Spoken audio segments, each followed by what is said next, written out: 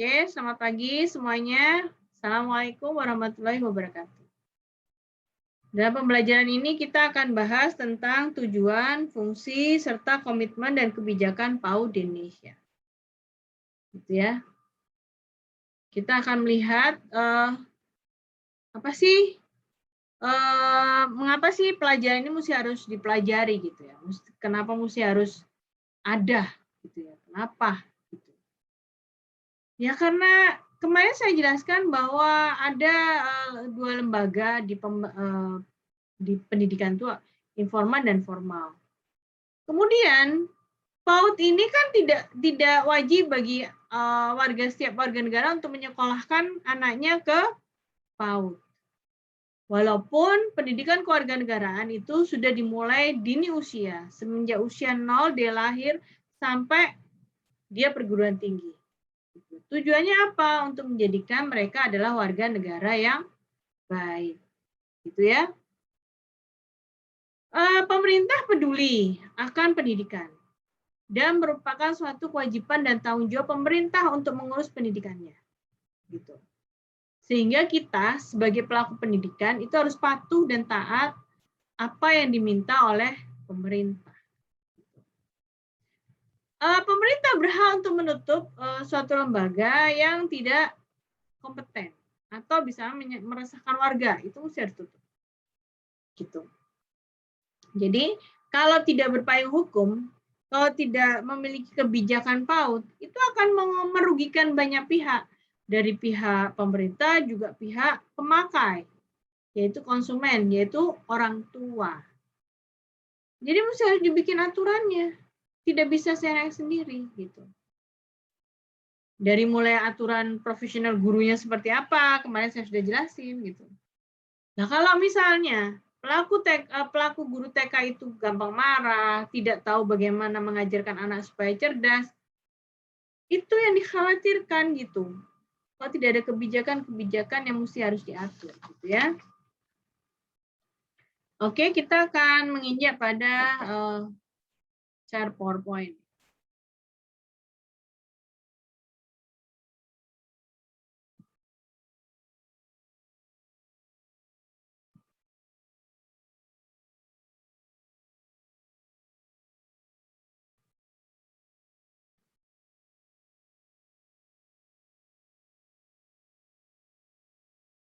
Nah, ini kan mengembangkan pengetahuan, pemahaman orang tua dan pihak-pihak yang terkait dengan pendidikan dan perekrutan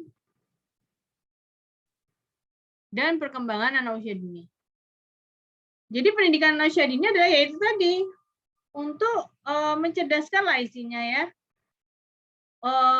Kemudian mengatur orang tua serta pelaku pendidikan untuk bisa bersama-sama mengembangkan dan mencerdaskan anak usia dini. Itu tujuannya ya.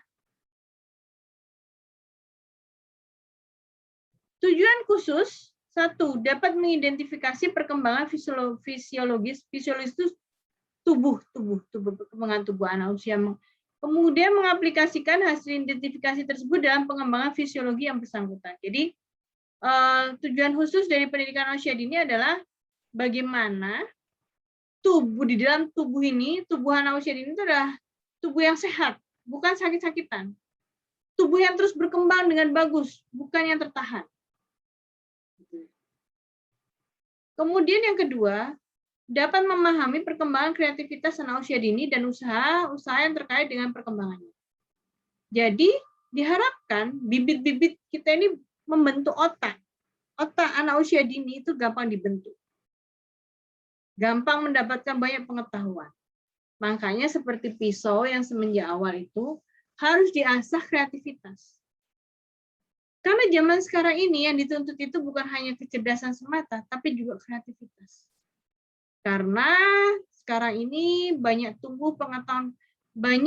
terdapat pengetahuan atau banyak digantikan teknologi-teknologi yang terus berkembang dan peran manusia digantikan oleh robot. Sehingga lapangan pekerjaan itu semakin terbatas.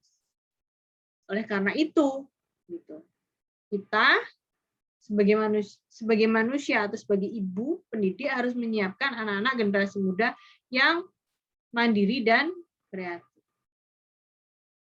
Kemudian, guru sekolah dini harus mampu memahami kecerdasan zaman dan kaitannya dengan perkembangan anak usia dini.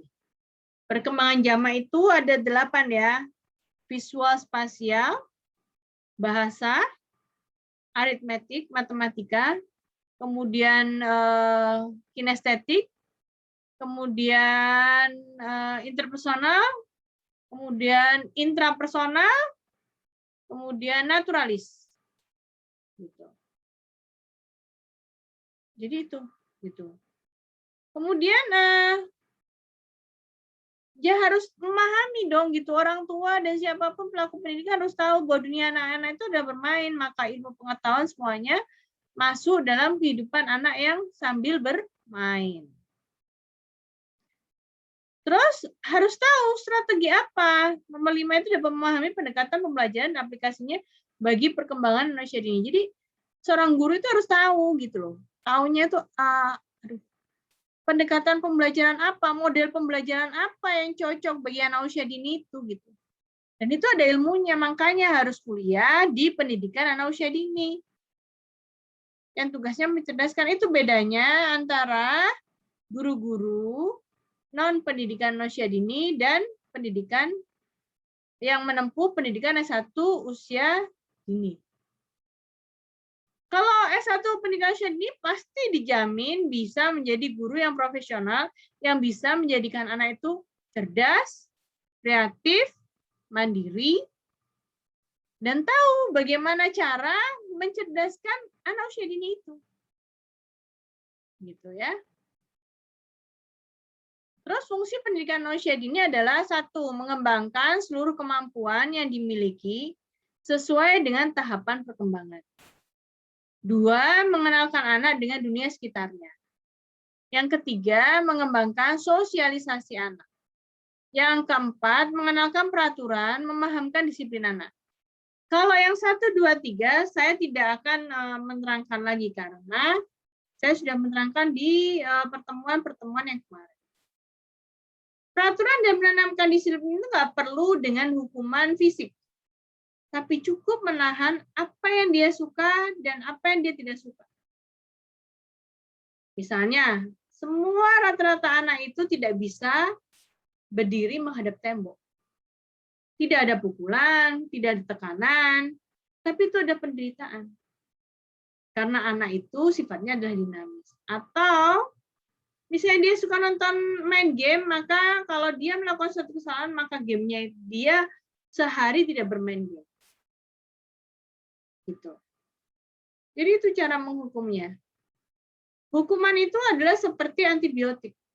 Kalau semakin banyak Anda memberikan hukuman, maka hukuman itu tidak akan bekerja dengan baik. Malah tawar, malah berani, malah terbiasa anak itu dengan hukuman. Jadi, pemakaian hukuman itu seperti pemakaian antibiotik, sesuai dengan takarannya. Yang ringan sampai yang berat. Tapi saya harap tidak ada hukuman berat dalam pendidikan anak usia dini. Kemudian yang kelima adalah memberikan kesempatan pada anak untuk menikmati masa bermainnya. Sudah, saya tidak akan menerangkan lagi. Kemudian memberikan stimuli kultur pada anak, yaitu kita memberikan nilai-nilai kebudayaan yang kita anut di dalam kehidupan, baik bernegara, bermasyarakat, maupun dengan rakyat sekitarnya. Dengan kehidupan di rumah itu. Punya kultur dan budaya. Kultur budaya Manado berbeda dengan kultur budaya Jawa. Kultur budaya Jawa berbeda dengan budaya Betawi. Dan itu semua perlu dihargai ya, atas segala perbedaan. Kemudian memberi ekspresi stimuli kultural. Artinya adalah kita memberikan ekspresi dukungan kepada anak terhadap nilai-nilai culture atau kebudayaan yang baik untuk bisa ditiru anak dalam kehidupan sehari-hari.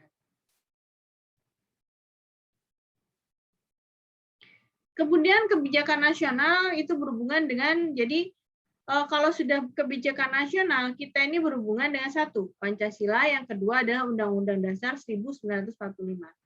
Undang-Undang Dasar dan Pancasila itu masuk ke dalam lini kehidupan manusia Indonesia.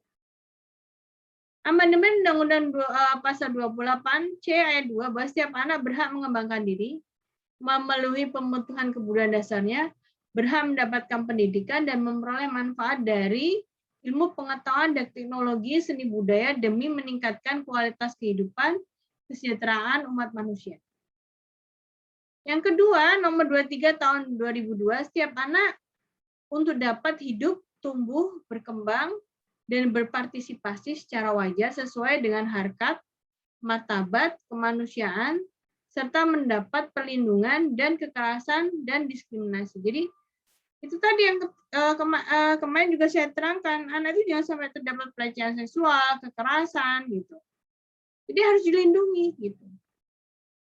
Misalnya berdirinya lembaga-lembaga LSM yang berhubungan dengan seperti KPAI, kemudian seperti Departemen Sosial, lembaga-lembaga sosial gitu. Baik itu yang dikelola pemerintah maupun masyarakat. Jadi itu ya yang bisa saya sampaikan. Kalaupun ada yang tidak dipahami atau tidak mengerti, silahkan Anda bertanya di pertemuan selanjutnya. Terima kasih Anda telah mendengarkan penjelasan saya. Wassalamualaikum warahmatullahi wabarakatuh.